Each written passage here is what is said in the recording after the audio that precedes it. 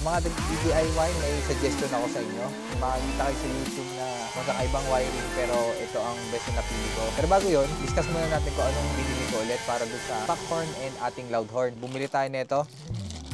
Yung una ko nabili, doble ng presyo nito. So, ang una ko nabili ay 80 pesos pero meron palang mas mura sa ibang shop na 45 pesos. Mas okay na maghanap muna kayo bago kayo umorder. Pares lang naman, pares lang ng wiring harness. So, ang wiring harness, bumili na tayo para hindi na tayo mahirapan sa pag-i-install ng ating busina. Ang gusto ko kasi, magamit na yung stock horn. Yung original na ginawa ko na yun, para sa ano na lang yun, sa isa kong motor na loud horn ang ilalagay ko. Pero ito, gagamitin ko doon sa isa naming motor para magamit yung stock at loud horn. Mga binili ko, shop nila ay relay, wiring harness natin, halo switch, Honda click kasi yung paglalagyan ko. Tapos bumili na rin ako ng pair na fuse. So mga fuses na binili ko ay 4 lang. 10 amp, 20 amp, 25 amps, at 15 amp. So ibang usapan na to.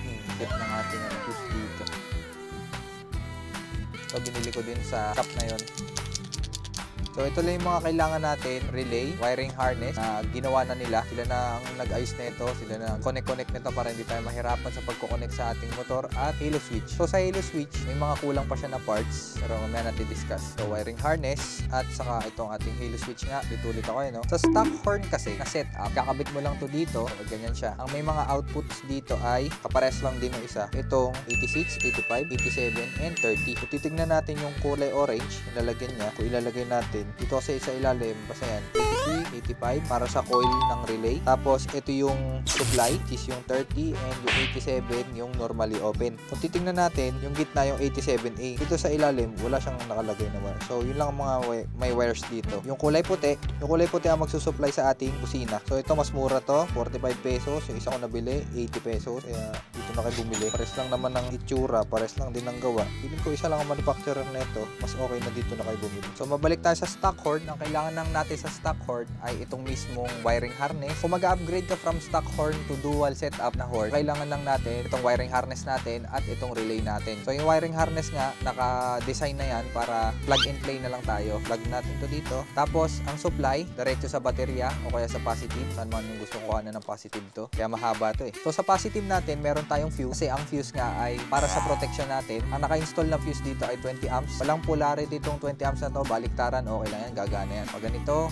kaya yung kaninang install, parehas lang yan. Puputok at puputok yan kapag nagkaroon ng problema sa circuit. Ngayon, from stock to dual horn setup lang muna, hindi pa siya combination, nagkakaroon ng relay ay para maiwalay natin yung circuit ng ating dual horn setup doon sa ating stock horn setup. Kasi yung stock horn setup, yung kuryente nun nanggagaling pa sa ignition. Tapos saka marami pang dinaanan. Dadiretso na siya sa baterya, tapos diretso na rin siya sa ground. Ito kasi yung output. Diretso na siya sa ground. Kaya lang siya gumagana dahil sa relay natin. Yung relay lang nagtitrigger para maging close yung circuit natin. Ito yung, para mas maintindihan natin, itong blue and yellow, yan ang kukonekta sa ating stock horn. Kasi yung stock horn natin, ang pagtatanggalan mo, dalawang ganito. Ito kunyari yung paggagalingan ng stock horn natin, diba? Kasi dito nakakonect yung stock horn. Tanggalin lang natin yung stock horn, kukonect natin to dito, and kukonect din natin. Ito, nakadiretso to sa ating coil. Dito yung nakakonect sa 86 and 85. So, ito yung mag-e-energize ng coil natin. Itong ating lumang circuit. Ngayon, pag na-energize na yung coil na yan, gagalaw yung normally closed. So, ito, papunta dito. Ngayon, masusupplyan si 87. Ang output ni 87, dito sa ating circuit na to, kasi ito yung 87, nasa taas na to. Pag ganyan, pag nilagay natin,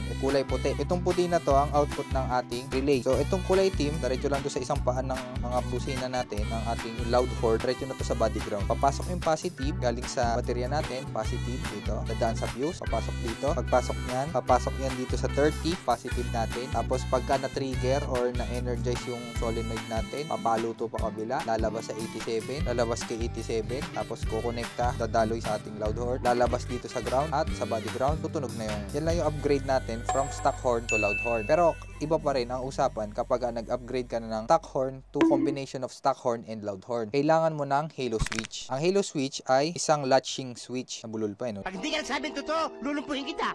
So, ang latching switch, kapag pinindot mo, parang switch sa bahay. Yan, latching switch siya. Pagka nakaganyan, pero kasi terminal din to, nakatulad nitong parang relay natin. So, sa relay, para maiba mo yung state ng ating contact points, kailangan mo ma-energize yung coil. Dito naman, sa ating latching switch na to, na single pole, double throw, na halo switch, ay pipindutin mo lang siya. So, parang ikaw yung nagtitrigger ng ng halo switch, or nung natin, single pole, double throw switch. Kaya siya tinawag na halo switch sa tingin ko dahil umiilaw to ng itong bilog na to. So ang supply niyan ay ito yatang red and black. Di yan kasama sa circuit. Itatap lang natin yan sa positive at negative kung saan natin pwede itap para lagi siyang nakailaw. Itong nabigay sa atin na halo switch, wala pa siyang terminal sa dulo. Wala siyang eye terminal, wala siyang ring terminal, wala siyang spade terminal. So lalagyan natin, meron naman tayong panlagay dito sa gilid. Katulad na ito para mas presentable siya at mas madali siya i-connect kung may papag-connectan tayo. Pero kung wala, edi as is natin to ilalagay, balat lang yung wire tapos tape na lang natin sa positive at negative. Ngayon, dito natin lalagyan talaga na importanteng lagyan itong tatlong paa na to ng mga connector. Kasi sasama natin tong connector na to dito sa ating switch na ito or sa ating wiring harness na ito. Balik tayo sa ating stock horn, papunta ng combination of stock and loud horn. Ito nga, may dalawa nga tayong diagram dito or configuration. So, ang mangyayari dyan, unahin muna natin yung una ko nakita na mas simpleng configuration gamit ito ating wiring diagram or wiring harness. Bago natin simulan yung diagram na sinasabi ko na yan, kailangan muna natin malaman kung anong mga points dito or mga contact points nitong ating halo switch. Ngayon sa halo switch natin, kung obserbahan natin, wala siyang nakalagay na rating. Hindi natin alam kung ilang ampere ang kaya nito. Malamang sa malamang kaya nito ng 12 volts, pero yung amperage lang hindi natin alam kung ilan. So halo switch, ito yung panlock niya.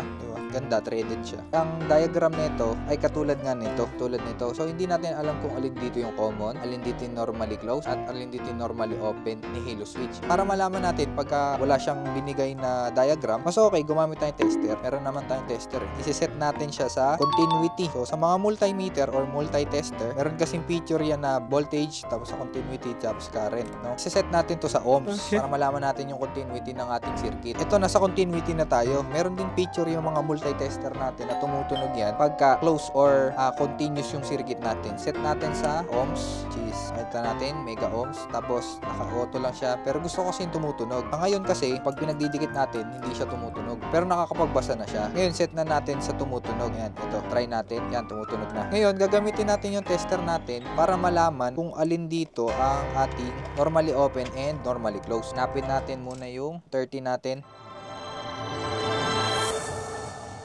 Subscribe. Assuming ako dito na itong black and red para sa ating ilaw. Dito tayo sa tatlo. Mostly ang common, na alam kong kulay ay verde. So, assuming na ito yung common, sa tester wala namang ano yan pagka nagko-continuity test kayo. Lalo sa mga wires lang. Ito yung normally closed. And yung reading, bumababa siya. Ibig sabihin, yung wire lang na ano natin yung nasusukat na ano niya, reading. So, ito yung normally closed, no? Ngayon, pag pinindot ko, dapat ito ay tunog dito at mawala yung tunog dito. So, hindi ito yun. Hindi natin alam kung nasa ang ating common. Mali ako. Assuming na ito naman ang common natin. Ano kaya ang common dito? Ibig sabihin, ang common natin yung dilaw, mga ma'am sir, no? So, mali ako ng assume sa kulay ng common ko. So, ang common pala ay yung dilaw. Try ulit natin. Galing ko, ito, nakalubog. Ayan, nakaangat yan, nakalubog. Angat natin. So, in-assume natin ngayon ng dilaw ang common. Common dilaw. Yan. Common si dilaw, tutunog si green. So, ito ang normally closed, si green. Tapos, ang common si dilaw. Ngayon, babaon natin. Try natin ulit yung green.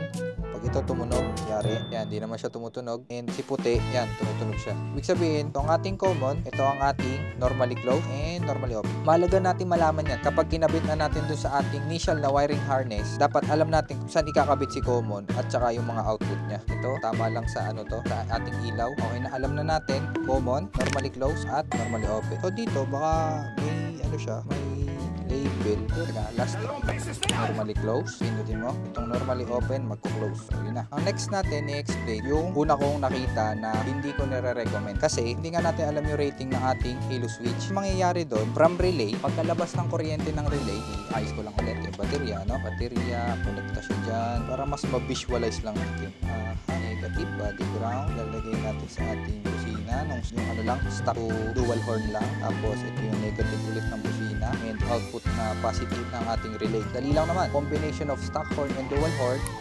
So, hindi natin alam kung ilang amperes to and kung ilang amperes yung kukonsumuhin ng ating dual horn na loud horn. Ipakita ko rin lang din muna, baka matripan nyo. Ang mangyayari kasi doon, Meanwhile, pagkalabas ng ating relay, yung output na positive ng ating relay or ng ating wiring harness, dadiretso yan sa common, which is nga yung kulay dilaw. Lagyan natin sa gitna, no? Kulay dilaw na common. Tapos, ang mangyayari dyan, yung stock horn mo, ikakabit mo dito sa verde, which is yung normally closed, then nakakabit na siya sa ground. So, ano yun? Tapos na yun. Which is, ulitin ko, I do not suggest, daliri ko, to, negative to. Ito stock horn. So pagka na-trigger yung relay, diretso dito, kuryente, pupunta dito. So tutunog na. Pag tunog niyan, okay na yung stock horn mo. Ngayon, para mapapunta dun sa loud horn mo, pipindutin mo to para yung normally open, magko-close. So ang daloy na ng kuryente galing dito, papunta na dito sa puti. So dito napupunta yung natin, loud horn natin dalawa. Pag na-trigger yung solenoid, pupunta ulit yung kuryente dito sa 87 natin. Pagpunta ng 87, pupunta sa common, kadilaw natin, and dahil nga nakalubog yung halo switch natin, pupunta na sa puti. Diretso negative na ulit. Tunog na yung loud horn natin. So ang problema ko nga dito,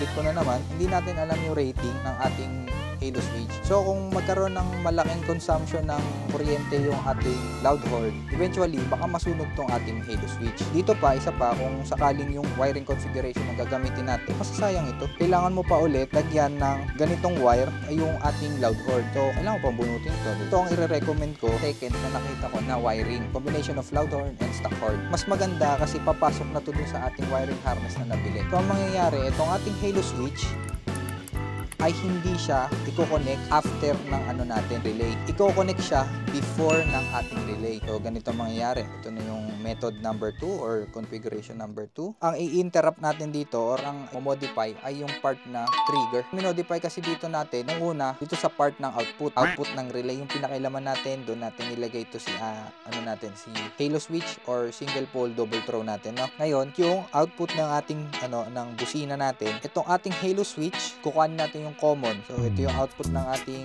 busina, no? Kahit alin dyan sa dalawa, saksak mo, boss. Saksak mo lang, saksak mo. So ito yung common, yung dilaw nga. Ngayon, yung normally close, ilalagay mo lang yan. Magulo no? Ipod, hindi makita. Ilagay mo sa common yung isang paa. Tapos yung normally close, ilagay mo na sa busina mo yung isang paa, and yung isang paa naman lagi sa negative. Yan lang. So yan, tutunog na yan yung stock horn mo. Ngayon, ang problema naman, paano natin papaganahin yung loud horn natin? So para mapagana ang loud horn, ito ang magkukonekta sa ating relay. Itong ating normally open, ikukonekta mo dito sa ating relay ulit. Sa mismong relay, sa solenoid mismo. So i-connecta mo kay 86. So i-connecta mo ng paganto. Tapos itong isa na to, yung pinagtanggalan mo ulit sa isang sa stock horn natin, doon na, kukonekta mo yung dalawa dyan. Kukonekta mo to dito. Konekta mo na lang to sa natin, sa new horn natin. So nagamit mo na to. Ito, lalagyan mo lang to ng terminal na ganito para makonect dun sa ating original na stock horn. Tapos yung kuha ka na lang na isang ganito na isang wire papunta negative niya. So mas maganda to, nagamit mo tong buong wiring harness mo at mas safe yon kasi ang nangyayari, yung stock horn mo dadaloy dun sa switch mo, dadaloy dito sa ating common, and lalabasan niya ito. So maliit lang naman yung amperage nun kumpara dun sa dalawang dual horn natin, no? Dito na yun, diretso na sa ground. So dito dadiretso yun. Tapos yung isa naman natin, ang mangyayari, ang lahat ng kuryente nung dual horn setup natin, dito manggagaling yan sa ating baterya, diretso sa ating relay na hanggang kaya na 80 amperes. Hindi na natin papadaanin dito. Ito trigger lang to Switch mo lang yan, normally open para maging close and para ma-trigger yung relay dito. So pag na-trigger yung solenoid ng relay natin, diretso na dito yung kuryente. So magkaiwalay sila. Kaya inang suggestion ko, mas maganda yung ganitong wiring kaysa dun sa naunang wiring. Pero trip nyo lang naman yun Depende sa inyo kung saan kayo mas madali mag-install, saan nyo trip na configuration. Basta mahalaga doon, isa lang ang purpose niya, magkaroon ka ng stock horn and dual horn gamit ang halo switch or single pole double throw natin na switch. At ang ating relay na 5-pin or 4-pin relay. Kung may tanong kayo guys, suggestion, please comment down below and don't forget to like and subscribe sa aking YouTube channel. Thank you. Peace out again.